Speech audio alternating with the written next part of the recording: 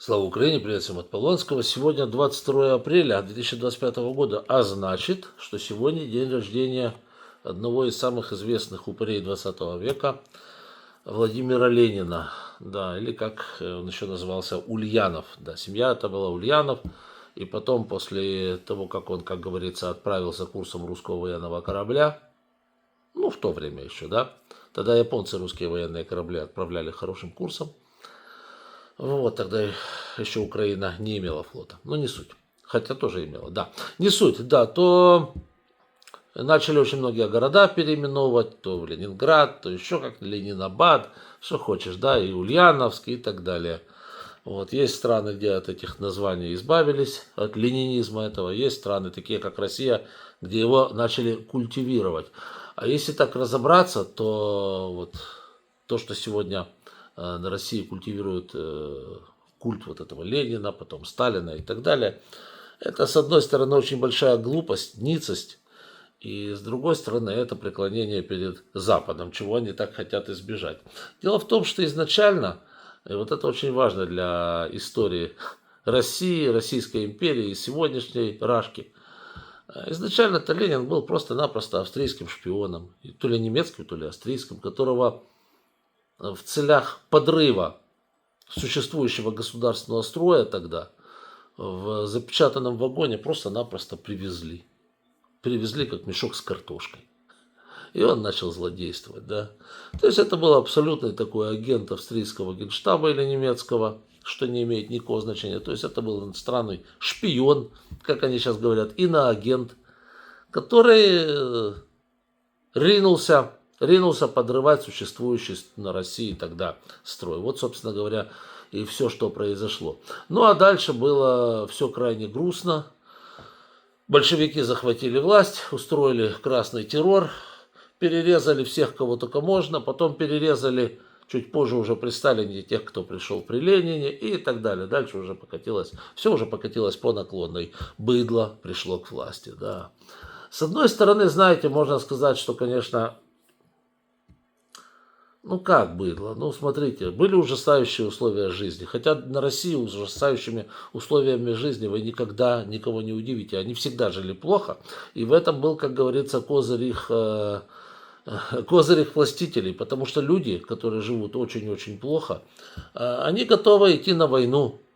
Неизвестно за что, неизвестно за какие, значит, ценности. Ими очень легко манипулировать, ими очень легко управлять. Этим неоднократно пользовались. Поэтому, в принципе, Ленин, когда он пришел к власти, он не стал изобретать ничего нового. Он оставил страну, вот эту огромную, жить в том же дерьме, в котором она была при царе. Единственное, что он немножечко развернул, как говорится, это все дело под другим углом. Вместо религии он подсунул коммунизм. Вместо Бога он подсунул себя самого красивого. После него, как говорится, когда он умер уже там от сифилиса или от чего он еще там умер, у него там был целый букет. Вот, когда уже вместо него пришел Сталин, вот, то, соответственно, вместо Бога был Сталин. Вместо, скажем так, Библии стала история ВКПБ, история КПСС. Ну, это все известные вещи. Да, так вот, в этом плане еще интересна очень, значит, позиция Запада, западных стран, которые, ну, с Лениным они были более, с Советским Союзом они были более как бы последовательны, они их там лет 10 не признавали, ну, по-разному, разные страны по-разному не признавали СССР. Но вот американцы были в своем репертуаре. Американцы что сделали? Они во время Великой депрессии построили всю промышленность в Советском Союзе. Да? Вот так вот. Они построили тысячи заводов, в том числе на Урале, которые, собственно говоря, и дали индустриализацию этой стране. И в результате, кстати, очень многие американские инженеры, на самом деле, во времена Великой депрессии было очень несложно набирать людей, потому что в Америке тоже было все плохо. Вот, очень многие инженеры приехали в начале 30-х годов жить в СССР, женились, ну, понятно, люди находили женщин, каких-то женились. В результате все были репрессированы. Да, их репрессировали немножко позже. Да, так вот в этом плане интересна позиция Запада. Они что Ленина? Упырь? Упырь, конечно, упырь. Но они его признавали правителем, да, они Сталина признавали. Вот, мне странно, что, ну, как бы сказать, ну и дальше там генсеки уже шли, о какой-то легитимности тех же генсеков. Вообще, о какой легитимности СССР могла идти речь, когда эта, так сказать, страна возникла в результате госпереворота. Вот они сейчас кричат, а Украина там не такая, госпереворот был в 2014 году. Стоп, стоп, ваш вонючий СССР. Когда он был создан? В результате чего? Ну-ка напомните мне. События февраля 2017 года, когда скинули царя. У вас же был царь официально, да? А потом события октября, или ноября, как там по старому новому стилю, того же 2017 года, когда скинули уже тех, кто скинул царя. Ну, так дважды переворот был. И вас надо было признавать. Некоторые идиоты носятся сейчас, бегают, там, называют себя. Я, говорит, гражданин СССР. Ну так иди целуй в сраку там кого-то из СССР. Господи, прости. СССР создан в результате 2 госпереворотов. И массового убийства людей. Массового. Больше было убийств только в Китае. В общем, когда Ленин пришел к власти, это означало, знаете, переход от такого, знаете, полудеспотичного режима царского и не демократического, конечно же, и режима, который сделал из людей нищих, из большей части, это правда.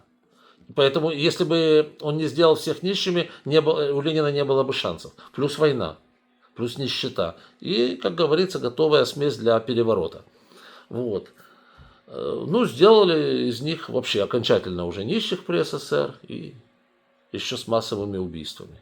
Вот, собственно говоря, к чему дошли. Да, так вот я хочу вернуться. Смотрите. СССР был нелегитимен, как ни крути. Запад его признавал, но признавал вынужденно, как диктаторскую структуру. Вот тут очень важно. Запад признавал СССР как диктаторскую незаконную структуру, потому что, еще раз говорю, страна СССР была полностью незаконна от самого ее начала создания. То есть это бандитская страна, созданная бандитами на руинах Российской империи.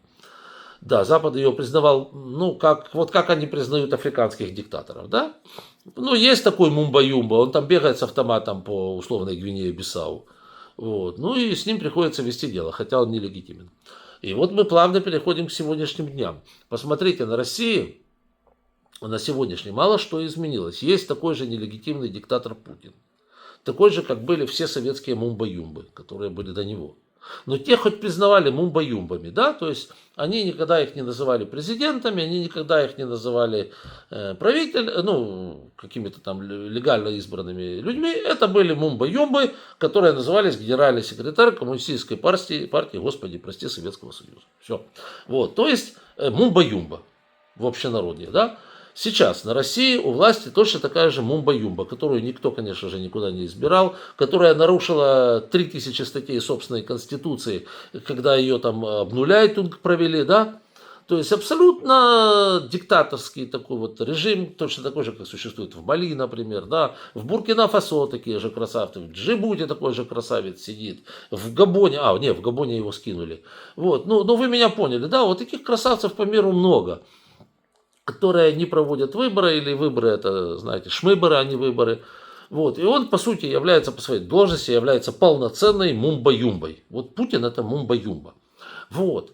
Но почему-то на Западе, заискивая перед ним, особенно в Соединенных Штатах Америки, заискивает. Посмотрите, как Трамп перед ним на цирлах бегает. Господин президент, какой он президент? Кто его, когда вы избирал президент? Он нарушил кучу статей собственной конституции, чтобы обнуляйтунг сделать. Вы кого признаете президентом? Мумбой-юмбой, скажем так, да, можно признать, что он диктатор, что он главарь пахан, да, вот такого вот, господи, прости, государства, которое несет войну налево-направо. Но он ни в коем случае не является президентом, не называйте его президентом, потому что он не президент. Он самая натуральная африканская мумба-юмба, которая пришла к власти хрен пойми как, нарушив все, что только можно нарушить. Вот. И тут встает вопрос уже, как говорится, о том, как смотрит на это, на все Запад. И, к сожалению, к большому, не принципиально. Не принципиально. Если бы с ним все равно надо иметь дело, потому что понятно, что страна с ядерными боеголовками, с непонятным количеством людоедов, проживающих в ней, которые могут завтра пойти воевать на Казахстан, потом на Эстонию или там еще на кого-то напасть. Это все понятно. То есть с ними надо, ну, как бы скажем так, вести переговоры, с ними надо иметь дело, как с пациентами психбольницы. Вот, но не признавать же его президентом. И вот тут встает очень большой вопрос. Очень большой вопрос. Сначала вы завезли туда, как говорится, Ленина в запечатанном вагоне, шпиона, который завел там целую серию мумба-юмб после себя. Вот. Ну а теперь последнюю мумба-юмбу, которая вообще стала самой кровавой, пожалуй, мумба-юмбой за все это время, вы признаете президентом. Одумайтесь.